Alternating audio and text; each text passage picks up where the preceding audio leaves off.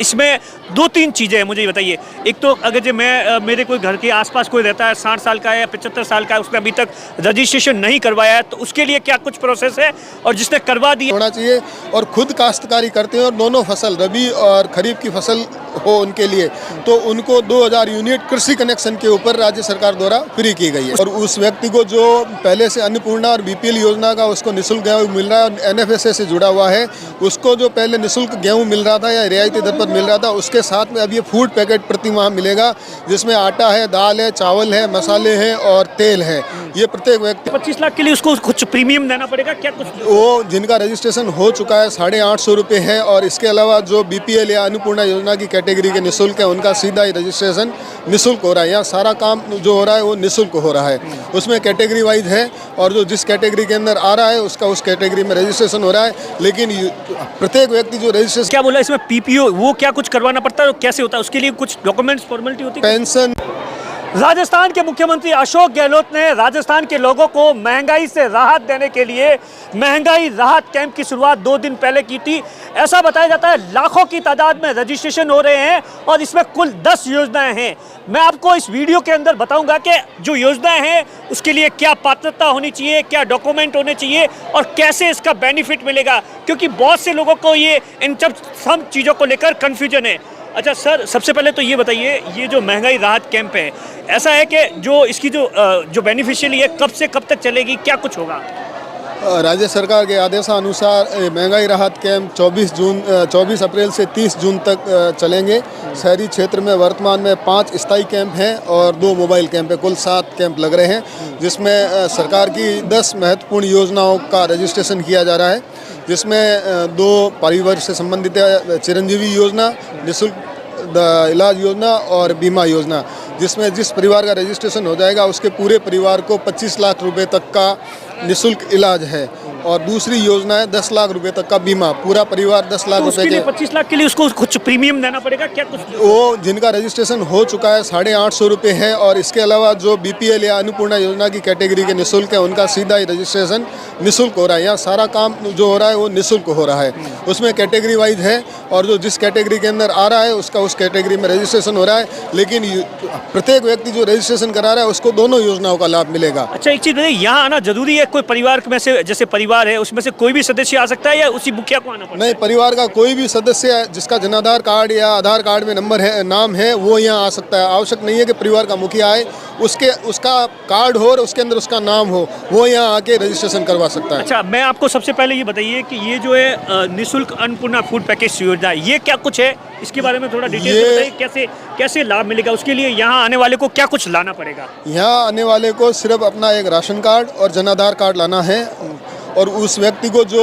पहले से अन्नपूर्णा और बीपीएल योजना का उसको निःशुल्क गेहूँ मिल रहा है और एनएफएसए से जुड़ा हुआ है, उसको जो पहले निःशुल्क गेहूँ मिल रहा था या रियायती दर पर मिल रहा था, उसके साथ में अब ये फूड पैकेट प्रति माह मिलेगा, जिसमें आटा है, दाल है, चावल है, मसाले हैं और तेल है।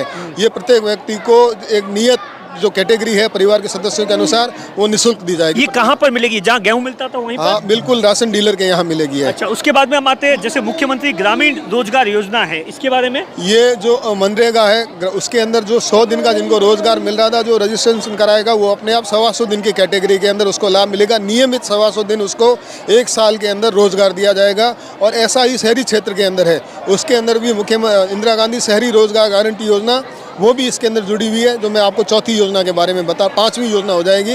2 चिरंजीवी योजना हो गई, एक फूड पैकेट हो गया, एक ग्रामीण हो गई और एक शहरी रोजगार, तो उसमें भी 125 दिन का है। इसके लिए उसको जो पहले पात्र व्यक्ति है उसको क्या कुछ लाना पड़ेगा? उसके पास में कोई कार्ड होगा या क्या? जॉब कार्ड, जो पहले जॉब कार्ड इशू हो चुके हैं वो जॉब कार्ड लाना पड़ेगा, और नया रजिस्ट्रेशन भी हो रहा है। यदि वो अब इस व्यक्ति इस योजना से जुड़ना चाहता है तो हमने यहाँ व्यवस्था की है कि उसका आज ही हम नया जॉब कार्ड जनरेट करके देंगे और उसको इस योजना से हम लिंक कर देंगे। उसमें क्या कुछ कितना पैसा मिलता है आमतौर पर? वो कितना घंटा काम करता है, क्या कुछ होता है इसका?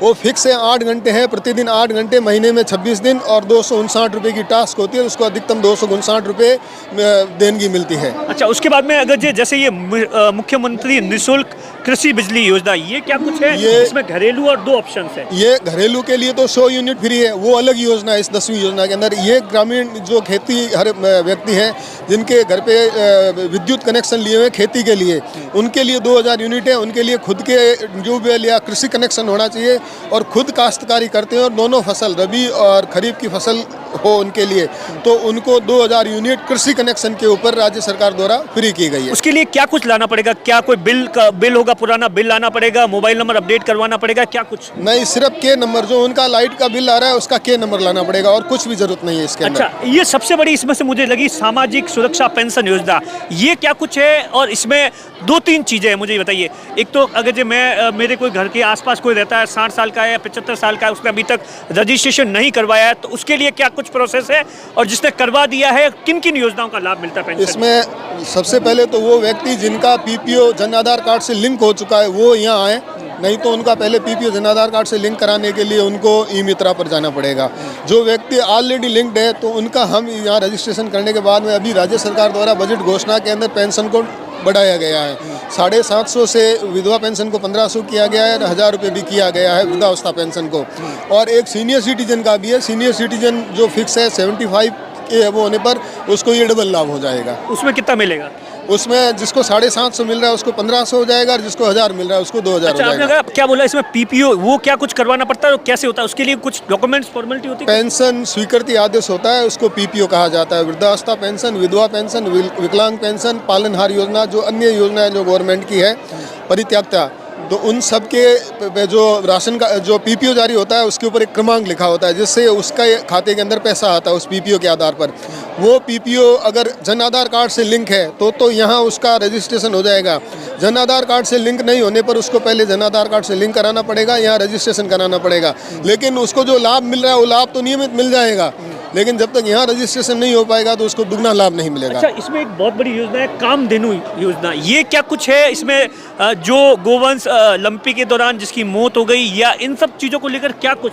इसमें 40,000 रुपये प्रति गोवंश के लिए रजिस्ट्रेशन है। अगर आप गोपालक हैं या पशुपालक हैं, दुधारू गाय हैं, चौपाया आपके पास के अंदर बकरी को छोड़कर, तो उसके लिए आपको कामधेनु योजना में रजिस्ट्रेशन कराना पड़ेगा। फिर एनिमल हस्बेंड्री पशुपालन विभाग का सर्वे होगा, उस सर्वे में अगर आप जैसे क्वालिफाई कर जाते हैं तो फिर आपको 40,000 रुपये प्रति पशु के हिसाब से दो से ज़्यादा नहीं मिलेगा? नहीं, अगर 2 से ज़्यादा भी हैं उसमें अधिकतम 5 है। अच्छा, अधिकतम 5 है। अच्छा सर, ये बताइए कि जैसे ये सारी योजनाएं हैं, इसमें 500 रुपये गैस सिलेंडर की भी सबसे बड़ी योजना है, उसके लिए क्या कुछ है? वो उज्ज्वला योजना, बीपीएल योजना और अन्नपूर्ण योजना से लोग कनेक्टेड हैं, उनके जो 1150 रुपये के सिलेंडर थे वो 500 रुपये में हो जाएंगे। अब पहले तो उनको 1150 देने पड़ेंगे, उसके बाद में सब्सिडी आएगी, कब से आएगी कुछ? नहीं, सब्सिडी नहीं आएगी, इन सब का अपडेट हो गया है गैस एजेंसी के मार्फत। जो भी गैस सप्लायर कंपनियां हैं उनसे इनको अलग फिल्टर कर दिया गया है, उनका पैसा सरकार जमा कराएगी। आवेदक को 500 रुपये ही देने हैं, उसमें पैसा नगद ही जाएगा।